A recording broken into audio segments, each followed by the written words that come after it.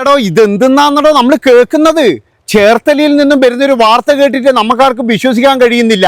എന്നിട്ട് പറയുകയാണ് സെബാസ്റ്റ്യൻ മിണ്ടുന്നില്ല, സെബാസ്റ്റ്യൻ ഒന്നും തുറന്ന് പറയുന്നില്ല, സെബാസ്റ്റ്യൻ അംഗീകരിക്കുന്നില്ല, സെബാസ്റ്റ്യൻ ആണെങ്കിൽ എന്ന് പറഞ്ഞാൽ അന്വേഷണത്തോട് സഹകരിക്കുന്നില്ല. എൻ്റെ പൊന്നു മക്കളെ, ദൈവത്തെ ഓർത്തിട്ട് നിങ്ങൾ ഇങ്ങനെയുള്ള കാര്യങ്ങളൊന്നും എഴുതി വിടല്ലേ. അതായത് ഒരു കാര്യം ഞാൻ നിങ്ങളോട് പറയാം, ആരാണ് സെബാസ്റ്റ്യൻ? ഈ സെബാസ്റ്റ്യൻ എന്താ അങ്ങ് വലിയ വിഴുങ്ങിക്കളിയാ എല്ലാവരെയും. എടോ രണ്ടെണ്ണം കൊടുത്തു കഴിഞ്ഞാലോ കിളി പറയുന്നത് പോലെ പറയും. ഇത്രയും വർഷങ്ങളായിട്ട് ഇത്രയും സ്ത്രീകളെ കാണാതായിട്ടും ഇവിടെ എന്ന് പറഞ്ഞു കഴിഞ്ഞാൽ ഒന്നും അറിഞ്ഞിട്ടില്ല, ഒന്നും നോക്കിയില്ല എന്ന് പറഞ്ഞു കഴിഞ്ഞാൽ എൻ്റെ പൊന്നു മക്കളെ, ശരിക്കും പറഞ്ഞു കഴിഞ്ഞാൽ ഭയം തോന്നുകയാണ്. ഓരോ സ്ഥലത്തും പോകുമ്പോഴും നമുക്ക് ഭയം തോന്നുകയാണ്. എന്ത് ഗ്യാരണ്ടിയാണുള്ളത് നമ്മുടെ ജീവിതത്തിൽ? നമ്മളൊക്കെ വിചാരിക്കുന്നത് എന്താണ്? നമുക്കൊക്കെ എന്തെങ്കിലും സംഭവിച്ചു കഴിഞ്ഞാൽ ആ നിമിഷം വന്നിട്ട് നമ്മളെ രക്ഷപ്പെടുത്താൻ ആൾക്കാരുണ്ടാകും എന്നല്ലേ?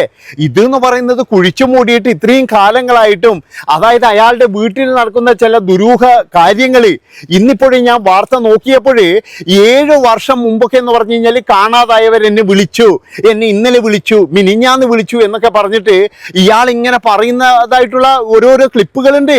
അതാണ് നിങ്ങൾ നോക്കേണ്ടത്. ഈ കേസിനെ പറ്റിയിട്ട് എന്ന് പറഞ്ഞാൽ വളരെ കാലം മുമ്പ് തന്നെ ചർച്ചയായതാണ്. അന്നൊന്നെന്ന് പറഞ്ഞു കഴിഞ്ഞാൽ ഇയാൾ പറയുന്ന കാര്യങ്ങളെല്ലാം വെള്ളം തൊടാതെ അങ്ങ് വിഴുങ്ങി. അതുകൊണ്ട് തന്നെ എന്ന് പറഞ്ഞാൽ വീണ്ടും വീണ്ടും വീണ്ടും ഇതുപോലെയുള്ള കാര്യങ്ങൾ നടന്നത്. പിന്നെ മറ്റൊരു കാര്യം എന്ന് പറഞ്ഞു കഴിഞ്ഞാൽ, ഈ സെബാസ്റ്റ്യൻ ഒറ്റയ്ക്ക് ഇത് ചെയ്യാൻ കഴിയോ? ഇതിൻ്റെ ഉള്ളിൽ വേറെ എന്തെങ്കിലും ഒരു കുരുട്ടുണ്ടാവുമല്ലോ.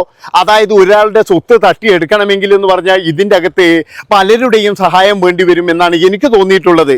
ഒരാളെ ഒറ്റയ്ക്കൊന്നും വിചാരിച്ചു കഴിഞ്ഞാൽ ഒരാളുടെ സ്വത്ത് പോലും തട്ടിയെടുക്കാൻ കഴിയില്ല. അതിന് പലതരത്തിലുള്ള സഹായങ്ങളും എവിടെ നിന്നെങ്കിലും കിട്ടിയിട്ടുണ്ടാകും. ഇപ്പൊ സെബാസ്റ്റ്യൻ വിചാരിക്കുന്ന എന്താണ്? എന്നെ ഏതായാലും പോലീസുകാർ ഒന്നും ചെയ്യാനൊന്നും പോകുന്നില്ല. കാരണം എന്താണെന്ന് വെച്ചാൽ സെബാസ്റ്റ്യൻ അറിയാം 68ാമത്തെ വയസ്സാണ്, ഞാനെങ്ങാനും തട്ടിപ്പോയിട്ടുണ്ടെങ്കിൽ ഇവന്മാരുടെ പണി പോകുമെന്ന് പറഞ്ഞിട്ട് അയാളിപ്പോ ഇങ്ങനെ ഉള്ളിലൂട്ട ഇങ്ങനെ ചിരിക്കുന്നുണ്ടാകും. അതാണ് ഇവിടുത്തെ സ്ഥിതി അല്ലേ? നിങ്ങളൊന്ന് പറ. ഈ സെബാസ്റ്റ്യൻ എന്തെങ്കിലും പറ്റിക്കഴിഞ്ഞാൽ നിങ്ങൾ പറയില്ല, പാവപ്പെട്ടവരെ കൊന്നില്ലടാ, മഹാഭാവികളെ, 68 വയസ്സില്ലായിരുന്നടാ, എന്നാലും എന്തിനാണ് അതിന് തല്ലിക്കൊന്നത്? നിങ്ങൾ പറയില്ലേ? നിങ്ങൾ പറയും.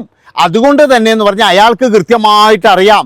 അതുകൊണ്ട് എന്താ അയാൾ വാതോർക്കൂല, അത് പിന്നെ എന്താ പറയേണ്ടത്, അയാൾ അന്വേഷണത്തോട് സഹകരിക്കത്തില്ല. ഇതിങ്ങനെ അങ്ങ് പറഞ്ഞു പോകും.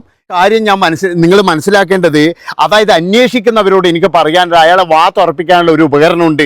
എന്താണെന്ന് വെച്ചാൽ അത് ഞാൻ പറഞ്ഞു തരേണ്ട ആവശ്യമില്ലല്ലോ, എല്ലാ പോലീസുകാർക്കും അറിയുന്നതല്ലേ. അതങ്ങ് പ്രയോഗിച്ച് കഴിഞ്ഞാൽ എന്ന് പറഞ്ഞാൽ അവനല്ല, അവൻ്റെ അപ്പൂപ്പൻ വന്നിട്ട് വരെയുടെ തുറന്ന് കാര്യങ്ങൾ പറയും, എല്ലാ കാര്യങ്ങളും തുറന്ന് പറയുകയും ചെയ്യും. അതാണ് നിങ്ങൾ മനസ്സിലാക്കേണ്ടത്.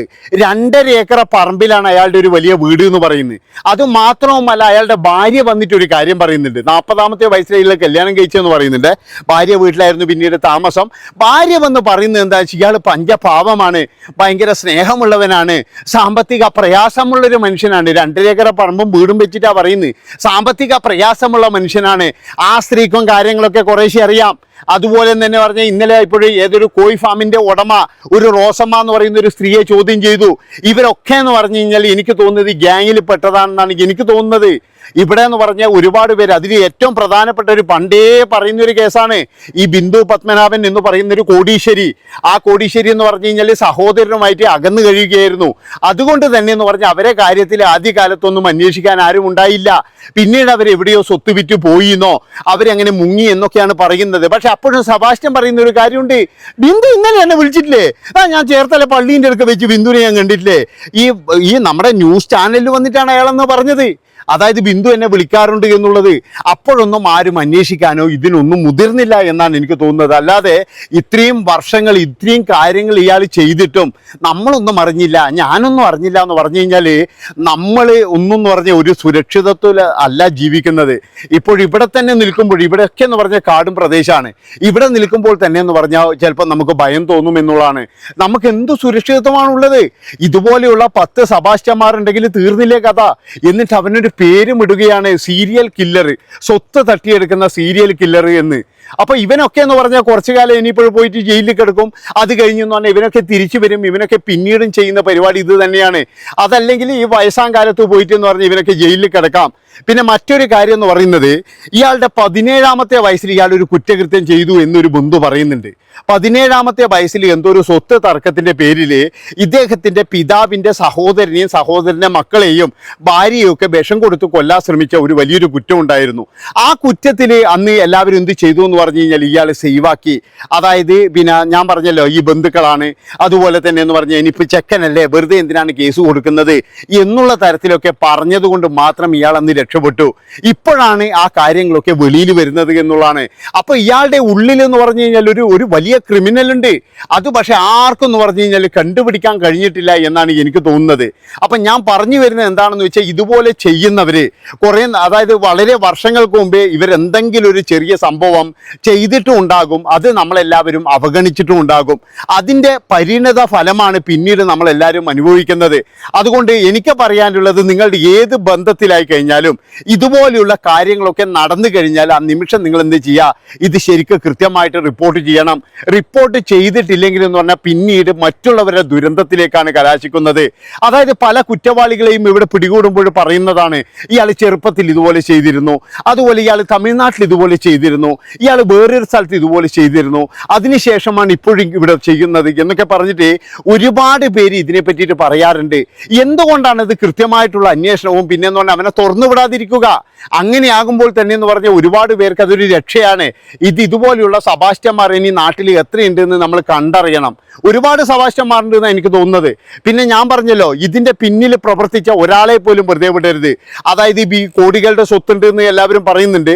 ആ കോടികളുടെ സ്വത്ത് എവിടെയാണ് കൊണ്ടുപോയി, എങ്ങനെയാണ് അയാളുടെ പേരിലായത്, എങ്ങനെയാണ് ഇത് വിൽപ്പന നടത്തിയിരിക്കുന്നത്, അതുപോലെ ഓരോ സ്വർണ്ണാഭരണങ്ങളും കാര്യങ്ങളൊക്കെ വിൽപ്പന നടത്തിയത് എങ്ങനെയാണ്, എവിടെയാണ് വിൽപ്പന നടത്തിയത് എന്നൊക്കെ കൃത്യമായിട്ട് അന്വേഷിച്ച് കണ്ടുപിടിച്ച് കഴിഞ്ഞാൽ സബാസ്റ്റ്യനെ കൊണ്ട് ഇതല്ല ഇതിനപ്പുറവും കൂടി പറയാൻ കഴിയുമെന്നാണ് എനിക്ക് തോന്നിയിട്ടുള്ളത്. അതുകൊണ്ട് എല്ലാവരും എന്ന് പറഞ്ഞു കഴിഞ്ഞാൽ സബാസ്റ്റ്യൻ, അതായത് ഒരു കാരണവശാലും എന്ന് പറഞ്ഞാൽ ഇത് നമുക്ക് ന്യായീകരിക്കാൻ കഴിയില്ല. ഈ സബാസ്റ്റ്യൻ തുറന്നു പറയുന്നില്ല എന്നൊക്കെ പറഞ്ഞു കഴിഞ്ഞാൽ, അന്വേഷണത്തോട് സഹകരിക്കുന്നില്ല എന്നൊക്കെ പറഞ്ഞാൽ നമുക്ക് ഒരിക്കലും ന്യായീകരിക്കാൻ കഴിയില്ല. കാരണം അവനെ കൊണ്ട് പറയിക്കണം, അവൻ കുറ്റവാളിയല്ലേ, അവൻ ഇത്രയും കുറ്റങ്ങൾ ചെയ്തെന്ന് നമുക്ക് എല്ലാവർക്കും അറിയുന്നതാണ്. അതുകൊണ്ട് അവനെ പറയിക്കുക തന്നെ വേണം. എന്താണെന്ന് വെച്ചാൽ മറ്റുള്ളവർക്ക് ഇവിടെ ജീവിക്കേണ്ടതാണ്. നിങ്ങൾ ആലോചിച്ചിട്ടുണ്ടോ? അതായത് ഈ ചേർത്തലയിലൊക്കെയുള്ള ആൾക്കാരൊക്കെ എന്ന് പറഞ്ഞാൽ നല്ല ഭീതിയുണ്ട്. ഇവനുമായിട്ട് പരിചയമുള്ള, അല്ലെങ്കിൽ ഇവൻ ഇങ്ങനെയാണെന്ന് അറിയാതെ ഇവനുമായിട്ട് അടുത്തു പോയ ഒരുപാട് ആൾക്കാരുണ്ട്. അപ്പോൾ അവരുടെയൊക്കെ അവസ്ഥ നിങ്ങളൊന്ന് ആലോചിച്ച് നോക്ക്. ചിലപ്പോൾ പിന്നെ എന്താ പറയുക, നമ്മുടെ നാട്ടിൽ നിന്ന് കാണാതായ ചില ആൾക്കാരൊക്കെ എന്ന് പറഞ്ഞു കഴിഞ്ഞാൽ സബാസ്റ്റ്യൻ്റെ പറമ്പിലുണ്ടാവുമെന്നാണ് എനിക്ക് തോന്നുന്നത്. ഒരുപാട് പേരെ കാണാതാകാറുണ്ട്. നമ്മളെല്ലാവരും പറയുന്ന കാര്യമാണ്, ഇത്ര സ്ത്രീകളെയാണ് ഒരു വർഷത്തിൽ കാണാതാകുന്നത്, ഇത്ര പുരുഷന്മാരെയാണ് കാണാതാകുന്നത്, ഇത്ര കുട്ടികളെയാണ് കാണാതാകുന്നത്. ഇതുപോലെ ചില ഏതെങ്കിലും സൈക്കോ ഉണ്ടാകാം. അതാണ് സമൂഹത്തിൽ നല്ല രീതിയിൽ മാന്യനായിട്ട് നടക്കുന്ന ഏതെങ്കിലും സൈക്കോൻ്റെ കയ്യിൽ ഇവരൊക്കെ പോയി പെട്ടിട്ടുണ്ടാകും. അവിടെ വെച്ച് തന്നെ ഇവർക്ക് എന്തെങ്കിലും സംഭവിച്ചിട്ടുണ്ടാകും. പിന്നീട് എന്ന് പറഞ്ഞാൽ ഇവരൊക്കെ ചിലപ്പോൾ കുഴിച്ചു മൂടിയിട്ടുണ്ടാകും. ഞാൻ നിങ്ങളോടൊരു പ്രധാനപ്പെട്ട ഒരു കാര്യം പറയാം. അതായത് ഇടുക്കിയിൽ വണ്ടിപ്പെരിയാറിൽ ഒരു വലിയൊരു സംഭവം നടന്നിരുന്നു. എന്താണെന്ന് വെച്ച് കഴിഞ്ഞാൽ, അമ്മയെയും മകളെയും മാനഭംഗപ്പെടുത്തി കൊലപ്പെടുത്തിയ ഒരു കേസ് ഉണ്ടായിരുന്നു.